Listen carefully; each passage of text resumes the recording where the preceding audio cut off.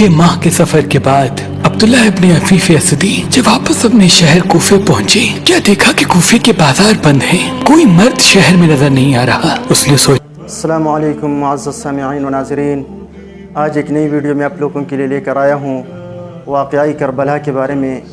इस वीडियो में इस बात का ज़िक्र है कि हज़रत अब्दुल्ला जब 6 माह बाद अपने गांव आया तो अपने गांव में उसको इस वाक़या के करबला के बारे में कैसे पता चला, और जब करबला के मैदान वो पहुंचा तो वहाँ पे हज़रत हुसैन रज़ियल्लाहु अन्हु से उसका मुलाकात किस तरीक़े से हुआ, और हज़रत हुसैन रज़ियल्लाहु अन्हु ने उसको क्या चीज़ दिया कि अपने घर लेकर जाओ।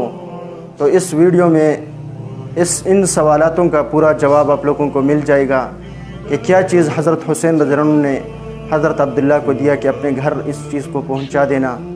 और इस वाक़या को बहुत तफसील के साथ ज़िक्र किया है। और अगर आप दोस्तों ने अभी तक हमारा यूट्यूब चैनल सब्सक्राइब नहीं किया, सब्सक्राइब कर लीजिए, बेल आइकन बटन दबा दीजिए ताकि तमाम आने वाली नई वीडियो का नोटिफिकेशन बर वक़्त आप लोगों तक पहुंच सके।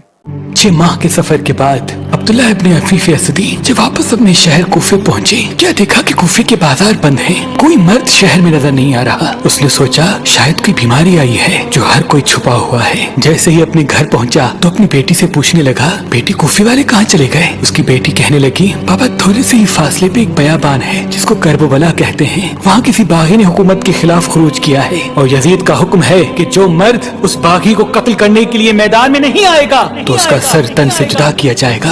पापा आप भी जल्दी चले जाएं, कहीं कोई मुखबरी न कर दे। अब्दुल्ला ने सोचा ये कौन बागी है जिसको मारने के लिए इस तरह से लोगों को ले जाया जा रहा है। बिलाखिर वो तलवार लेके जैसे ही घर से बाहर निकलने लगा तो उसकी बेटी कहने लगी, बाबा जंग में माली गनीमत मिलता है, देखिएगा अगर यमनी अकीक मिले तो मेरे लिए लेके आइएगा। बस घोड़े पे बैठ के अब्दुल्ला करबला की तरफ रवाना हुआ। अब्दुल्ला कहता है, जैसे ही मैं करबला पहुंचा तो असर का वक्त था, 10 मुहर्रम का दिन था। मैंने अजीब मंजर देखा कि एक अकेला शख्स है जिसको चारों तरफ से फौज ने घेरे रखा है, जो बूढ़ा भी है, जो प्यासा भी लगता है, जिसका बाबा खुल के उसकी गर्दन तक आ पहुंचा है, जिसके जिस्म पर तीरों और नेज़ों के जख्म हैं, लेकिन किसी शख्स में इतनी हिम्मत नहीं कि जो उसके करीब जाके उससे लड़ सके। अब्दुल्ला कहता है कि मैं देखूं कि जहां वो शख्स घोड़े का मुंह करे फौजें भागती हुई नजर आ रही हैं। मैंने लश्कर से पूछा कि कौन है जिसे सब इतना डर रहे हैं। यजीद के साथियों ने कहा कि तुम्हें मालूम नहीं, इसका एक भाई अब्बास था और ये अरब का बड़ा बहादुर है। अब्दुल्ला कहता है मैंने नहीं समझा और ये सोचा कि शायद इसको कत्ल कर देंगे तो जंग तमाम हो जाएगी। बस मैंने अपने घोड़े को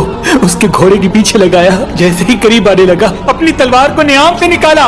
इतने में वो शख्स मुड़ के मुझसे कहने लगा, ऐ अब्दुल्ला सलाम हो तुम पर। और फिर उस शख्स ने अपने हाथ से एक अंगूठी उतारी और कहा, जाओ अपनी बेटी को मेरी तरफ से ये यमनी अकीक देना और ये बताना कि मैं बागी नहीं बल्कि रसूल अल्लाह का नवासा हूँ, बीबी फातिमा ज़हरा और इमाम अली का बेटा हूँ। अब्दुल्ला हाथ जोड़ के कहता है, ऐ मेरे मौला मुझे माफ कीजिएगा, मुझे मालूम नहीं था, अब मैं भी आपके कदमों में कुर्बान हूँगा। इमाम हुसैन फरमाने लगे, ऐ अब्दुल्ला जाओ, चले जाओ, तुम्हारी जरूरत यहाँ नहीं बल्कि कूफे में है, क्योंकि चंद दिनों बाद मेरी बहनें बेटियां कैद होकर कूफा में आएंगी, उनको चादर हदिया कर देना।